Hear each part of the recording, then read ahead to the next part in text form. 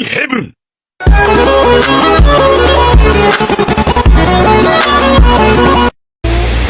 Assalamualaikum warahmatullahi wabarakatuh. Saya perwakilan dari kelompok Benteng. Halo teman-teman, kami sudah sampai di Desa Rindu Hati. Secara ringkas, Desa Rindu Hati kurang lebih pada abad 15 Masehi yang termasuk di dalam wilayah Margas Lupu Baru, Kecamatan Taba Penanjung, Kabupaten Bengkulu Utara, yang kini telah menjadi Bengkulu Tengah. Nama desa diambil dari perasaan kerinduan keluarga besar, anak dalam, dan para sahabat kepada Putri Dayang Perindu dengan ucapan yaitu Ino Atei, yang dalam bahasa Rejangnya Du Atei, yang artinya rindu hati. Dan persis ini dibuktikan bahwa penduduk rindu hati sebagai berasal dari Sungai Limau, bergelar Raja dan Siti. Namun, ada versi lain yang mengatakan bahwa Desa Rindu Hati pada mulanya diambil dari salah satu nama kampung yang berada di Sumatera Barat, dekat dengan kerajaan Pagaruyung daerah Batu Sangkar, yaitu Saraso, yang dalam bahasa Rejangnya disamakan dengan Do Atai, yang berarti satu rasa dan satu hati. Ini dibuktikan dengan hampir 40% penduduk Desa Rindu Hati adalah keturunan dari Sumatera Barat, dan persidi penduduk ini digelar dengan Sultan dan Enci. Untuk kondisi alam Desa Rindu Hati memiliki beberapa objek wisata alam yang wajib dijelajahi. Nah, pertama ada curug hujan yang tingginya sekitar 15 meter.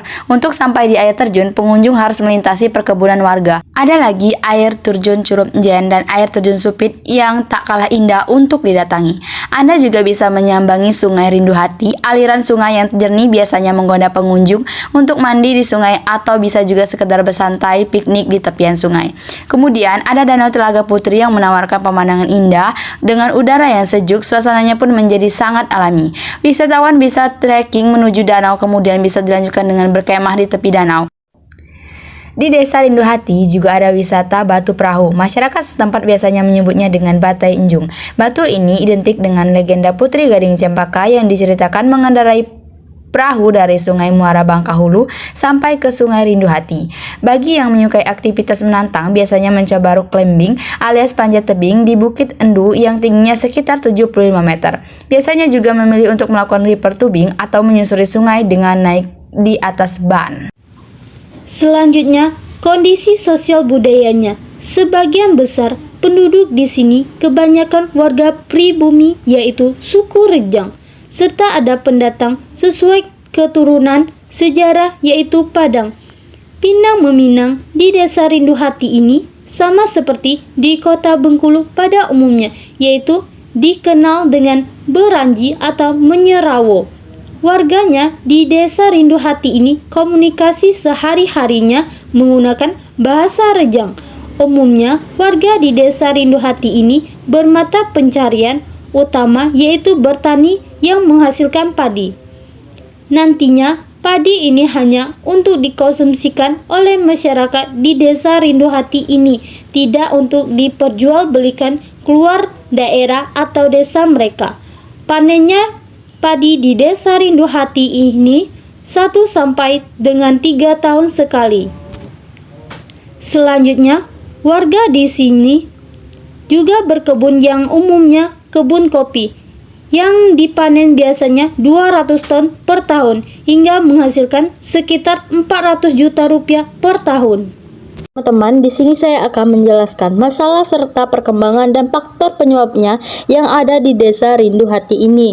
Ketimpangan sosial penyebab diantaranya karena masyarakat di sana masih bermata pencarian bertani dan berkebun. Mungkin hanya beberapa masyarakat yang bekerja seperti masyarakat modern, yakni bekerja di kantor kepala desa di Desa Rindu Hati ini. Konflik sengketa tanah salah satu penyebabnya yaitu kurangnya bukti yang jelas tentang hak milik tanah, meliputi pemilik tanah, ukuran tanah, keluarga yang berhak atas penguasaan tanah tersebut. Kenakalan remaja menyebab diantaranya kurangnya diberikan perhatian yang lebih dari orang tua mereka, serta faktor dari keluarga yang kurang mampu, hingga menyebabkan rasa ingin memiliki maupun cara itu dilakukan dengan cara mencuri sekalipun. Perubahan ke arah yang modern lamban. Hal ini disebabkan letak desanya yang begitu jauh dari dan terpencil. Selain itu, jalur untuk menuju ke Desa Rindu Hati, beberapa jalannya masih ada yang rusak. Dan yang terakhir, mereka kurang mengekspor penghasilan yang mereka miliki. Padahal ini dapat membuat desa ini dapat dikenal lebih banyak. Peningkatan pendapatan ekonomi masyarakat hingga desa ini dapat mengalami perubahan yang mungkin akan lebih cepat. Perubahan dari segi wisatanya yang mencetuskan ide ini adalah para pemuda di Desa Rindu Hati, karena dulunya desa ini belum dikenal orang-orang. Tujuannya dipertahankan dan dilestarikan wisatanya agar desa ini bisa dikenal oleh orang-orang utamanya. Cara mengatasi masalah dan perubahan sosial, kesetaraan pekerjaan di Desa Rindu Hati, khususnya di kantor kepala desa di Desa Rindu Hati. Baiknya pekerja di sana harus benar-benar dipekerjakan oleh orang yang memahami, melainkan bukan hanya keluarga atau orang terdekat saja yang boleh bekerja di sana. Ketegasan terhadap penegak hukum di sana agar tidak ada lagi kesalahan pemegang hak milik tanah yang menyebabkan masyarakat merebutkan hak milik tanah. Butuhnya edukasi tambahan atau kegiatan yang bermanfaat yang diadakan khusus untuk anak-anak remaja agar mereka lebih menggunakan waktu dengan kegiatan yang lebih bermanfaat, seperti menciptakan hasil karya unik, belajar di alam terbuka yakni di desa mereka itu sendiri. Hal ini bisa mengurangi kenakalan remaja. Mengajukan proposal untuk bantuan perbaikan fasilitas-fasilitas di Desa Rindu Hati yang mengalami kerusakan. Ajukan ke pemerintahan daerah atau ke pusat di daerah setempat.